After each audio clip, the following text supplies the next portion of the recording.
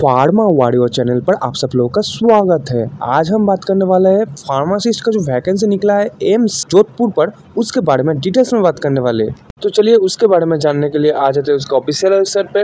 Official website पे आने के लिए हम लोग सर्च कर लिया है www.aimsjodhpur.edu.in।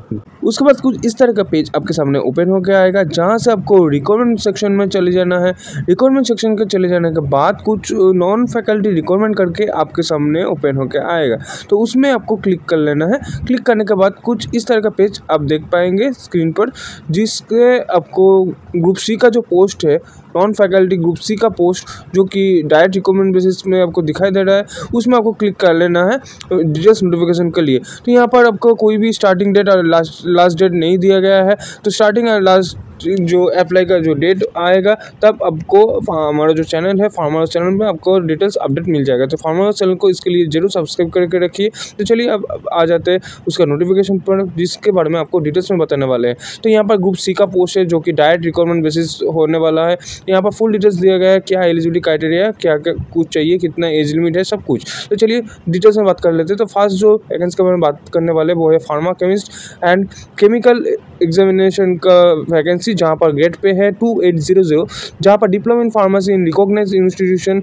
और institution should be registered pharmacist होना चाहिए। 1948 जो एक्ट होता है फार्मासिस्ट रजिस्ट्रेशन का, उसका मतलब कोई भी स्टेट फार्मेसी काउंसिल के अंदर आपको रजिस्ट्रेशन होना है। और डिजायरेबल जो क्वालिफिकेशन की जरूरत है वो है manufacturing in the testing of the transfusion fluid in A reputed hospital और द इंस्टीट्यूशन, जहाँ पर आपको एज लिमिट होना है 21 से 27 ईयर्स तक। और जिसमें जो वैकेंसी है वो अनरिजर्व कैटेगरी के अंदर एक वैकेंसी आता है, जिसमें आपको पास होने के लिए सीबीटी एग्जाम देना पड़ेगा। सीबीटी एग्जाम में पास होने के बाद ही आपको यहाँ पर मेरिट लिस्ट तैयार होगा। तो यहाँ पर नेक्स्ट जो वैकेंसी आता है वो है फार्मासिस्ट ग्रेड 2 का वैकेंसी, जहाँ पर आपको ग्रेड पे आता है 2800, जहाँ पर भी आपको एसेंशियल जो क्वालिफिकेशन है वो है diploma in pharmacy in the recognised university.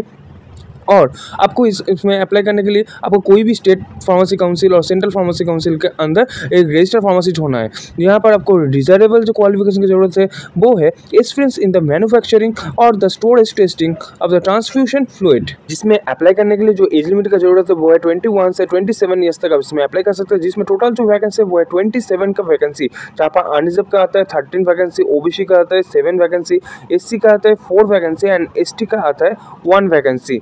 साथ ही साथ ईडब्ल्यूएस क्राइटेरिया के अंदर आता है 2 वैकेंसी, जिसमें भी आपको पास करने के लिए सीबीटी एग्जाम देना पड़ेगा। तो चलिए डिटेल्स में बात कर लेते हैं और क्या क्या इन्फॉर्मेशन यहाँ पर दिया गया है उसके बारे में। तो यहाँ पर बताया गया है जनरल इन्फॉर्मेशन पर, यहाँ पर जो पोस्ट में आप अप्लाई करने वाले हैं वहाँ पर आपको सेंट्रल गवर्नमेंट का जो जो सुविधा मिलता होगा एम्प्लॉय को, उस सारा बेनिफिट आपको यहाँ पर भी देखने को मिल जाएगा। और इसके डिटेल्स में जानने के लिए यहाँ पर कितना तारीख को अप्लाई करने का डेट आएगा, सब कुछ जानने के लिए ऑफिशियल वेबसाइट को फॉलो रखना है। साथ ही साथ आप फार्मावर्स चैनल को भी फॉलो रख सकते हैं इसका डिटेल्स में जानने के लिए। तो यहाँ पर और भी जो इन्फॉर्मेशन दिया गया है, जैसे कि आपको यहाँ पर एलिजिबिलिटी क्राइटेरिया मैच होने पर ही आप इसमें अप्लाई कर सकते हैं, और कोई भी आप इन्फॉर्मेशन गलत डालते हो तो आपका ऊपर स्टेप लिया जाएगा। और आप जब ऑनलाइन फॉर्म को फिलअप करेंगे उस टाइम पर कोई भी इन्फॉर्मेशन को आपको छोड़ना नहीं है, सब कुछ आपको अच्छे से फिलअप करना है, क्योंकि आप कोई भी इन्फॉर्मेशन को छोड़ देते हैं तो आपको वहाँ पर ही रिएक्शन हो जाएगा, आपका फर्दर प्रोसेस नहीं कर पाएंगे।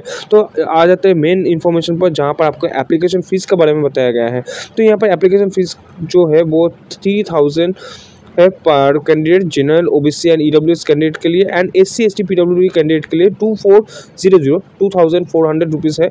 और यहाँ पर और भी एक बताया गया है, यहाँ पर जो पेमेंट है वो ऑनलाइन मोड के थ्रू आपको पेमेंट देना पड़ेगा, और ये भी कोई रिफंडेबल अमाउंट नहीं है, तो आपको इस अमाउंट को रिफंड नहीं पा सकते। और यहाँ पर जो एक इन्फॉर्मेशन बात बताया गया है, एससी एसटी पीडब्ल्यूडी जो कैंडिडेट है वो जब एग्जामिनेशन के अपियर करेंगे, तो अपियर करने के बाद जब रिजल्ट निकल आएगा एम्स की तरफ से, तब इस 2400 का जो अमाउंट है वो आप रिटर्न मिल सकता है आपका सोर्सेस अकाउंट पर। तो इस पोस्ट में अप्लाई करने के लिए जो एज रिलैक्सेशन का छूट मिलता है सेंट्रल गवर्नमेंट और गवर्नमेंट की तरफ से, उस छूट को भी आपको यहाँ पर देखने को मिल जाएगा। जैसे एससी एसटी को 5 ईयर्स, ओबीसी को 3 ईयर्स, पीडब्ल्यूडी कैंडिडेट के 10 years and PWD plus OBC candidate के लिए 13 ईयर्स तक इसमें छूट मिल जाएगा। तो यहाँ पर बहुत सारे इन्फॉर्मेशन दिया गया है जो एक सर्विस में इसमें अप्लाई करना चाहते हैं उसके लिए। तो ये सब हम छोड़ रहे हैं। यहाँ पर जो मेन इन्फॉर्मेशन है डॉक्यूमेंट्स वेरिफिकेशन के बाद वो उसके बारे में बता देते हैं। तो डॉक्यूमेंट्स वेरिफिकेशन के टाइम पर आपको जो जो डॉक्यूमेंट्स चाहिए होता है उसका बारे में बताते हैं। जैसे कि copy of the online application form, copy of the admit card जो कि रिटन एग्जाम में आप मिलेंगे उस वाले एडमिट कार्ड को, उसके साथ साथ certificate of the date of birth जैसे कि 10th का सर्टिफिकेट, बर्थ सर्टिफिकेट, उसके साथ साथ क्लास 10th एंड 12 का marksheet and certificate, marksheet of the diploma and degree certificate जो है आपका डिप्लोमा इन डिग्री पर जो रजिस्ट्रेशन सर्टिफिकेट है उसे रजिस्ट्रेशन सर्टिफिकेट लेना है, कास्ट सर्टिफिकेट को देना है, आपको डिसेबिलिटी कोई सर्टिफिकेट रहेगा तो वो सर्टिफिकेट, आप कोई भी कंपनी में काम करते हो तो वहाँ से आपको नो ऑब्जेक्शन सर्टिफिकेट भी लाना है।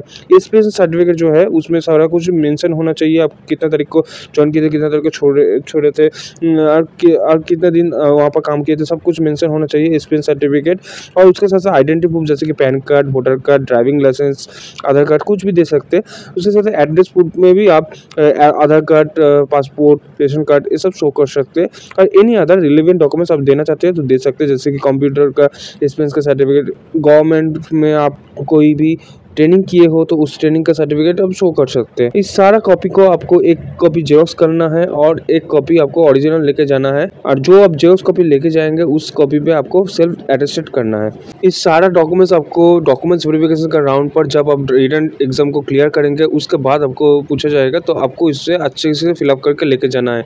अब जब फिलअप करके लेके जाएंगे उस टाइम पे एनेक्सर को भी फिलअप कर लेना है, जैसे जो कैंडिडेट कोई भी क्राइटेरिया को मैच करते हो, जैसे कि एज रिलेक्शन क्राइटेरिया, कोई भी एससी का बेनिफिट और ओबीसी का बेनिफिट, इस तरह का बेनिफिट लेने के लिए जो एनेक्सर दिया गया है इस पोस्ट का लास्ट पर, उसको आपको अच्छे से फिलअप करके लेके जाना है। यहाँ पर मोड ऑफ द सिलेक्शन के बारे में कुछ बताने का नहीं है, तो यहाँ पर जो मेन इंफॉर्मेशन है, लास्ट वाले जो मेन इंफॉर्मेशन है उसके बारे में बता देते हैं। जैसे कि यहाँ पर आपका 2 इयर्स का प्रोबेशन पीरियड होने वाला है। प्रोबेशन पीरियड खत्म होने के बाद आपका जो यहाँ पर जॉब है वो परमानेंट होगा। तो यहाँ पर जो एग्ज़ाम होने वाला है वो सीबीटी बेस्ड एग्ज़ाम होने वाला है, जो कि एम्स का जोधपुर पे ही सिचुएटेड होगा, सेंटर होगा, और कोई भी बाहर पे भी सेंटर हो सकता है, वो डिपेंड करेगा वहाँ पर कितना कैंडिडेट अप्लाई कर रहा है उसका ऊपर, जो कि कैंसिल भी हो सकता है। और ज़्यादा के ज़्यादा सीट आपको जोधपुर का ही सेंटर में मिलेगा, तो यहाँ पर बाहर होने का चांस बहुत कम है।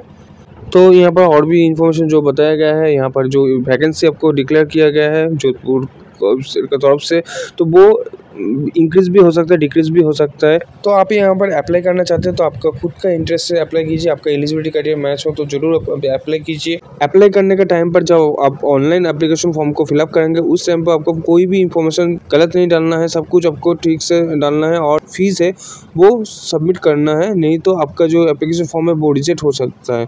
तो चलिए अब देखा जाए तो आपको कौन सा एनेक्सर को फिल करना है जब डॉक्यूमेंट्स वेरिफिकेशन के टाइम पर जाएंगे उस टाइम पर।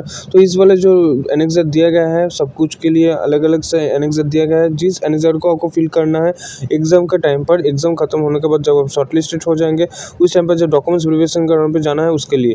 तो सारा डिटेल्स आपको शेयर कर चुके हैं all India institute of the medical science Jodhpur के बारे में।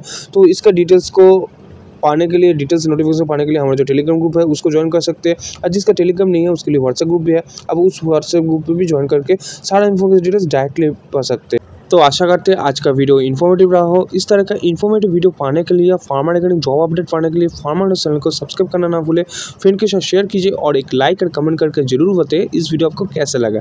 इस तरह का और भी इन्फॉर्मेटिव वीडियो देखने के लिए चैनल का अदर्स वीडियो को भी चेकआउट कर सकते हैं। तो आज के लिए वीडियो इतना था, कि मुलाकात होगा नेक्स्ट वीडियो में, तब तक keep updates always all time with pharma के साथ बने रहने के असंख्य धन्यवाद।